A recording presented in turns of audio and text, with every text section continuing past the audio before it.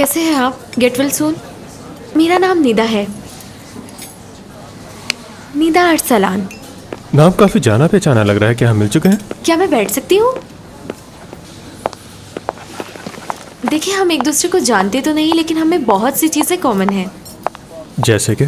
आयशा और करीम की बात कर रही हूँ मैं, इसलिए सोचा मैं आपसे मिल लूँ। इस बारे में बात करने का मेरा बिल्कुल भी मूड नहीं है। मैं कुछ बातें जानना चाहती हूँ आपसे। आयशा और करीम का एकदम से शादी पर राजी हो जाना मेरी समझ से बाहर है। तुम और आयशा रिलेशनशिप में थे ना?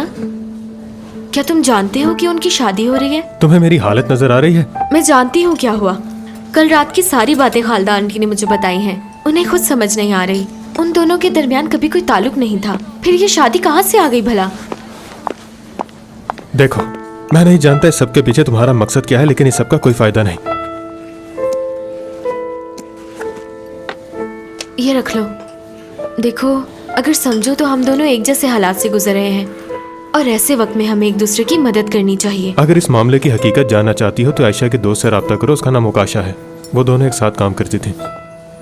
तुम्हारा बहुत शुक्रिया।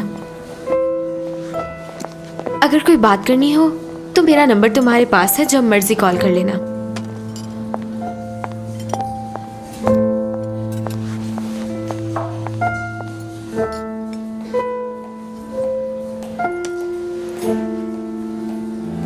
लानत हो इस इंटरनेट पे, सब कुछ लोगों तक पहुंच भी गया।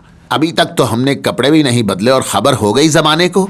बस बहुत हो गया। मैं उन लोगों को अपना रिश्तेदार नहीं बनाऊंगी। अरे क्या क्या सोचा था मैंने कि अपने बच्चे की शादी धूमधाम से करूंगी, मगर आपने मेरे बेटे को इस लड़की के चक्कर में फंसा के मेरा सारा प्लान तबाह बर्बाद कर दिया। अब भी वक्त है मोहसिन, तुमने देखा नहीं वहाँ पर कयामत बरपा थी। लोग एक दूसरे को मार पीट रहे थे, एक के हाथ में तो खंजर भी था। अगर लग जाता तो पता है क्या हो जाता। तुम्हारे कान पर जूं तक नहीं रेंग रही? ऐसे लुच्चे लफंगों के घर रिश्ता करने जा रहे हो तुम क्या? मैं तो इस रिश्ते के हक में बिल्कुल नहीं हूँ। आपने अपनी मर्जी करनी है तो आप ही जिम्मेदार होंगे।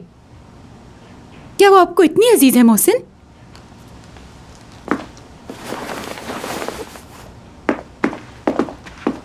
मैं आयशा को कई बरसों से जानता हूँ। वो बुरी लड़की बिल्कुल भी नहीं है। वो तो फरिश्ता बनकर उतरी है ना आसमान से। मोहसिन, मैं आपको बता रही हूँ कि मैं उन जाहिलों की बहन को इस घर की बहू नहीं बनने दूंगी। अच्छा, अब चुप करो। मुझे भी मामले की नजाकत का अंदाजा हो चुका है। बस कर दो अब।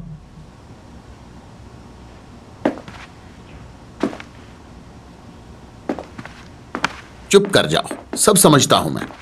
उसके भाई वाकई बदमाश और बहुत अजीब किस्म के हैं।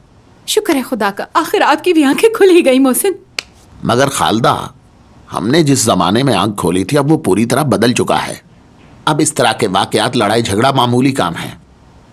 अब देखो, अखबार में तो यूं ही लिखा है जैसे हम सब भी मुजरिम हो।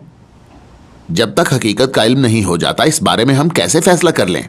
सूरत हाल देखने का कोई फायदा नहीं है। वो सब के सब पागल हैं। बेहतर यही होगा कि आप इस रिश्ते के बारे में भूल जाएं। देखा था ना वहाँ किस तरह की कयामत बर्पा हो गई थी। हर कोई एक दूसरे को मार रहा था। बस करो खालदा, तुम फिर से शुरू हो गई। हम ये रिश्ता जरूर करेंगे।